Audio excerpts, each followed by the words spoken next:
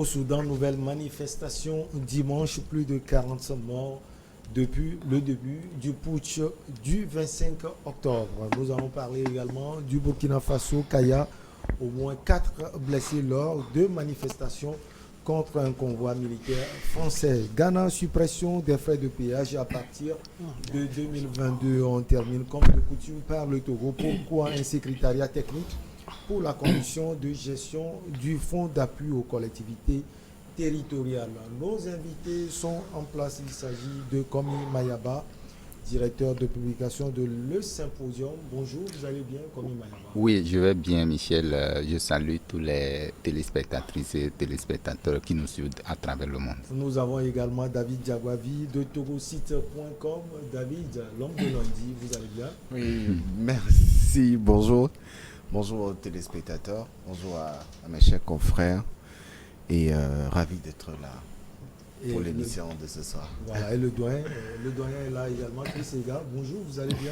Bonjour mon cher, bonjour à toutes les téléspectatrices et à tous les téléspectateurs. Comme je le fais souvent, je dis bonjour spécial à tous les Togolais de la diaspora qui nous suivent à ce moment.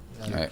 Donc on commence par le Soudan. Depuis la prise de pouvoir par les militaires dans ce pays, les manifestations se sont multipliées depuis le 25 octobre. Donc plus de 40 personnes ont été tuées par les forces de l'ordre, dont une grande majorité de manifestants. Chris Ega, on sait qu'à partir de ce dimanche, qu'un accord a été trouvé entre l'ancien Premier ministre Abdallah Hamdok, qui redevient, si on peut le dire, Premier ministre, et les manifestants ne sont pas du tout d'accord avec cet accord.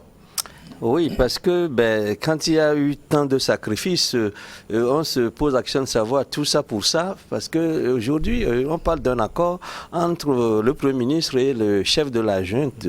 Est-ce que c'est un accord qui, en principe, devrait lier ces deux entités? Parce que le Premier ministre, à ma connaissance, est un élément qui est une émanation, je crois, d'une force civile, c'est-à-dire la force de tous les leaders politiques. Aujourd'hui, si ça doit être seulement un contrat entre deux personnes, je crois qu'il y a déjà là un problème, en ce sens que le Premier ministre étant l'émanation d'une force qui prend un enracinement dans la rue, parce qu'au départ, ça avait été ça. C'était un contrat entre une entité composée des civils issus de différents rangs politiques et des militaires. Mais aujourd'hui, on constate que cet arrangement-là n'engage que deux personnes. Peut-être que le chef de la junte, celui qui a fait le putsch, se disant qu'il ne peut pas continuer sur cette lancée-là, a cru faire marche arrière pour ne pas perdre tous les honneurs, s'est reposé sur le Premier ministre. Et je crois que cet accord-là ne plaît pas à la rue, parce que le sacrifice est énorme. On ne peut pas avoir 40 morts et puis un mois plus tard on dit c'est comme on tournait tout simplement la page pour dire que écoutez, on arrête là, on reprend. Mais qui est-ce qui paie les pots cassés? Je crois que c'est ça qui ne plaît pas à la rue, et je crois que dans les jours qui suivent nous serons édifiés sur les enjeux, les enjeux, parce qu'on va voir ce que pèse le Premier ministre là en ce moment, puisqu'il est dépourvu de cette force-là de la rue, cette force-là avec qui il a composé jusque-là. Parce que quand il était retenu quelque part, c'est cette rue-là qui lui donnait de l'énergie, qui lui donnait de l'espoir. Mais maintenant qu'il a conclu cet accord-là, cet accord-là qui ne plaît pas à ceux qui l'ont soutenu jusque-là, je crois qu'il est affaibli, et les prochains jours, à mon sens, ne seront pas très favorables pour lui. Allez, comme Imayaba, on parle de 40 morts depuis le début de ces manifestations, le 25 octobre précisément. Alors, il y a un adolescent qui a été tué ce dimanche 21 novembre. Voilà. Les manifestants ne sont pas du tout d'accord avec ce qui s'est fait à la tête de l'État soudanais. Oui, c'est normal. Est-ce qu'il y a question à se poser? Parce que quand vous regardez un peu la situation qui prévaut actuellement au Soudan, ça ressemble un peu à ce qui se passait au Mali.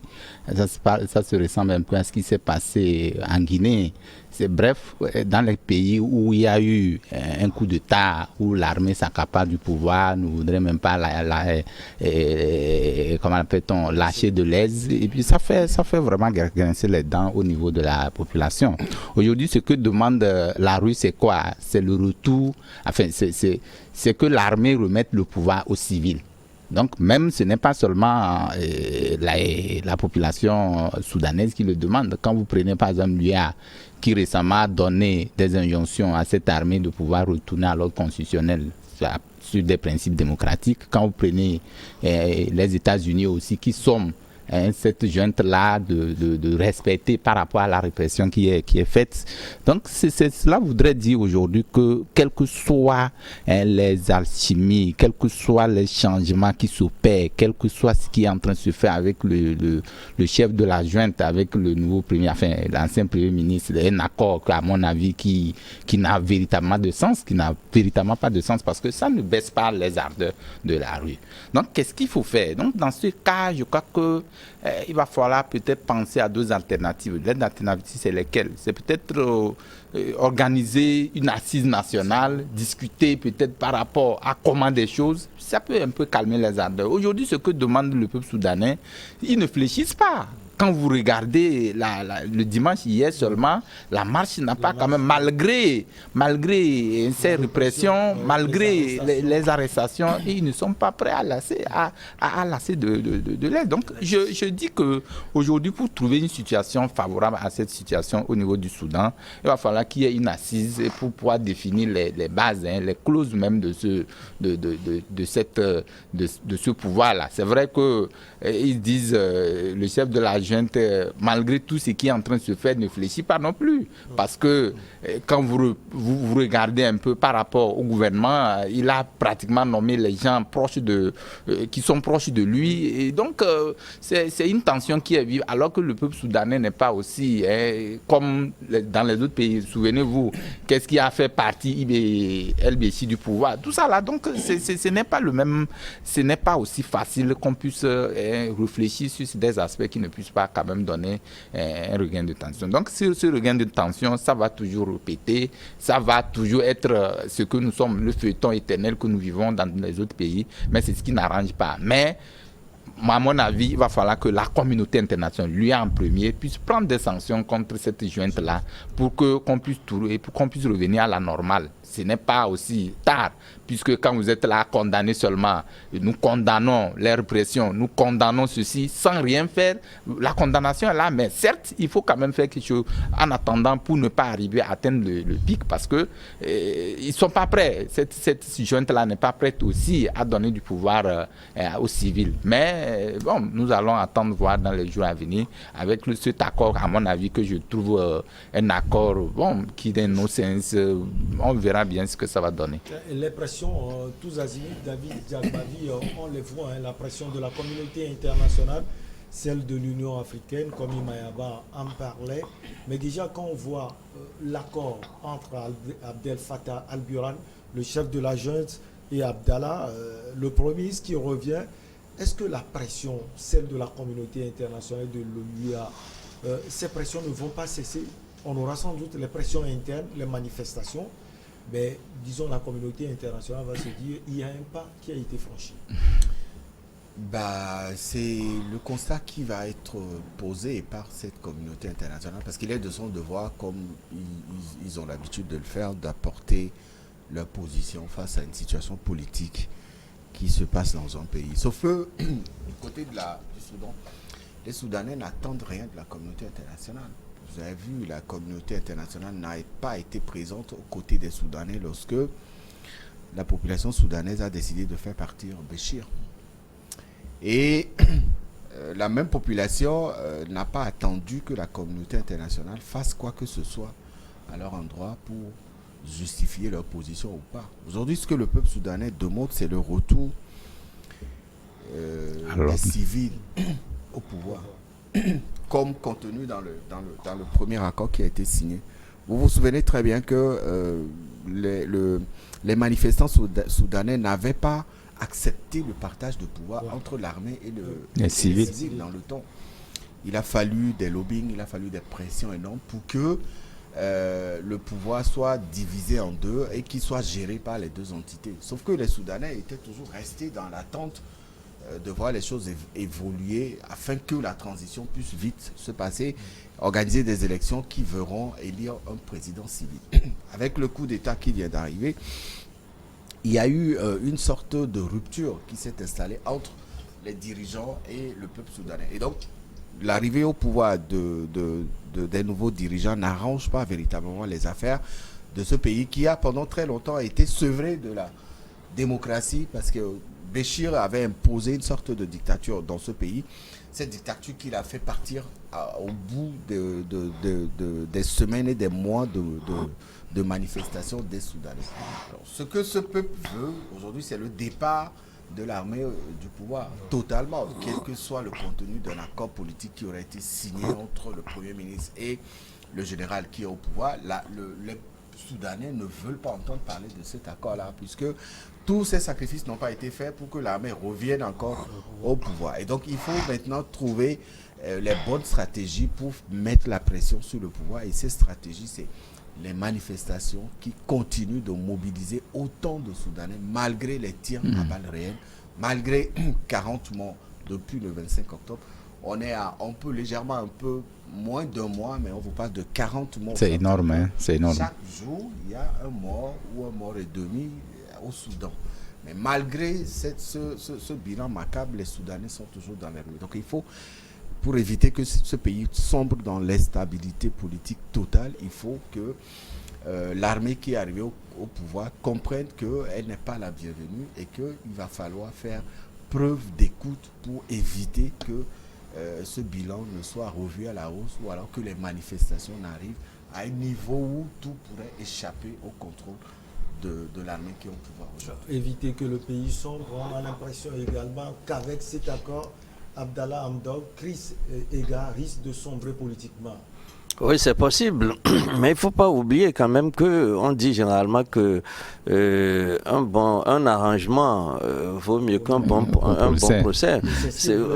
Voilà, c'est ce qu'il avance d'ailleurs comme argument qui l'a fait accepter qui le met dans cette posture-là. Et je crois que la communauté internationale est en train quand même de se dire que il y a eu une petite avancée. Et c'est pour cela d'ailleurs que les Américains, en ce qui les concerne, estiment qu'il y a eu une petite avancée qui n'est pas négligeable. Et je crois que quand les Américains parlent ainsi, ce sera la position de la communauté internationale dans son ensemble. Maintenant, les prochains jours, nous édifierons sur ce que vaut cet accord-là qui est signé. Mais le Premier ministre l'a dit que c'est pour arrêter le bain de sang. Bon, si malgré cela, le bain de sang continue, on va se dire que l'accord est vidé de tout son sens. Parce que nous l'avons dit, il aurait dû, je parle du Premier ministre, il aurait dû avoir un pourparler avec sa base. Parce qu'il n'est pas sorti ex nihilo, c'est quelqu'un qui est l'émanation d'un ensemble, d'une force donnée, et qu'il devrait en principe consulter, travailler de commun accord avec les leaders de l'opposition, pour qu'ils aient un comportement unique face à la junte. Mais on a l'impression qu'on a passé on a passé un mois pour connaître ces agitations et qu'au bout d'un an, ce qu'on a obtenu comme résultat ne satisfait pas totalement. Mais n'empêche que il vaudrait mieux avancer de cette façon. Maintenant, si cette pression qui existe encore dans la rue peut continuer, ça peut aussi servir le Premier ministre en ce sens que si c'est bien manœuvré, il peut utiliser cette force dans la rue parce que maintenant tout dépend de la communication qu'il va faire.